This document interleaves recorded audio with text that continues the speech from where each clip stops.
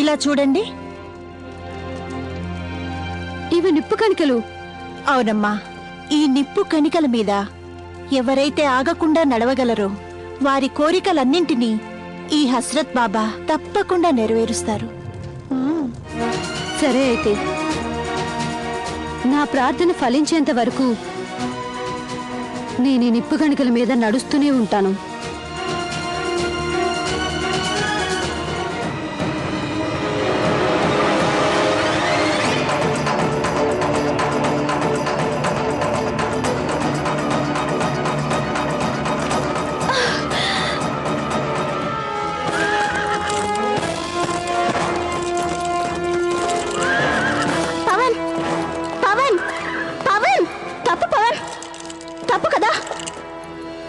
దీన్ని ధన్యవాదాలు. క్షమించాలి మీరు. నా పవన్కి ఇలాంటి చెడ్డ అలవాట్లు లేవు. తనకి ఇవాళ అంత కోపం ఎందుకు వచ్చిందో నాకు అర్థం కావడం లేదు. అందులో దాని తప్పేం లేదు. ఒక్కొక్కసారి మనుషుల మాదిరిగానే జంతువులు కూడా భ్రమలో పడతాయి. ఆ బందిపోటు దొంగలు మీకంటే ఎక్కువ మంది ఉన్నారా? లెక్క పెట్టి చూస్తే ఎక్కువ కాదు, కానీ దుర్మార్గంలో వాళ్ళదే పై చెయ్యి. అంత మాత్రం చేత మీరు పిరికి వాళ్ళలా వాళ్ళకు భయపడిపోయారా? అవును, మేమేదో వ్యాపారం చేసుకుని బతికేవాళ్ళం. మా వద్ద కత్తులు కటార్లు ఉండవు. వాళ్ళ దగ్గరేమో పెద్ద పెద్ద ఆయుధాలుంటాయి. వాళ్ళ నాయకుడు సమర్సింగ్ దగ్గరైతే ఇంత పెద్ద కత్తి ఉంటుంది. ఆ కత్తితో అతను ఒక్క దెబ్బకి 10 మందిని చంపుతాడట. అతని పేరు వింటేనే చుట్టుపక్కల రాజులు మహారాజులు కూడా గజగజ వణికిపోతారు. చివరికి ఝాన్సీ రాజు గారైన గంగాధరరావు కూడా ఆ దొంగని ఎదుర్కోవడానికి సాహసించరు. ఒకప్పుడు ఆయన అలా ఉండొచ్చు, కానీ ఇకపై నేను ఝాన్సీకి మహారాణిని అవుతున్నాను. ఒకవేళ ఆ సమర్ సింగ్ ఝాన్సీ వైపు కన్నెత్తి చూసినా సరే వాడి కళ్ళు శాశ్వతంగా మూసుకుపోతాయి.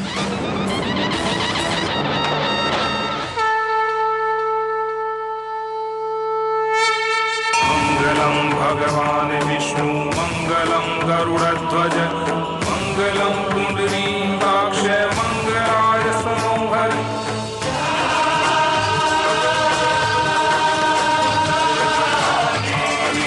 ముక్తో ధన ధాన్య సుతాన్విత మనుష్యో మత్ ప్రసాదే భవిష్యతి న సంశయ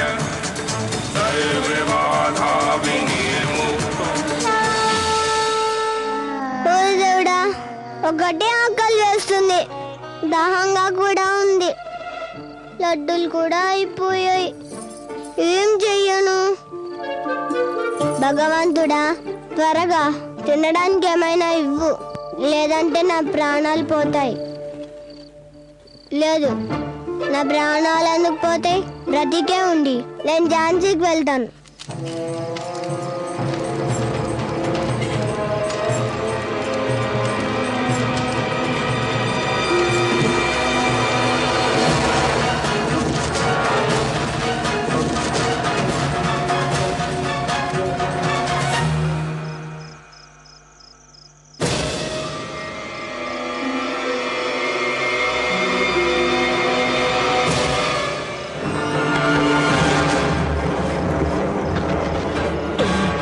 యువరాజ్ గారు,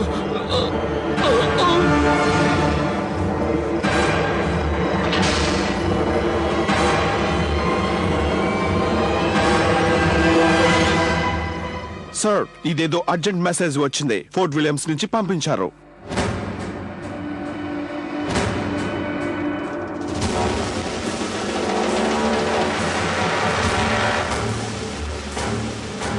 దీని ప్రకారం ఆ ఝాన్సీ రాణి పెళ్లి ఊరేగింపుకు మనం వెళ్లి స్వాగతం చెప్పాలంట.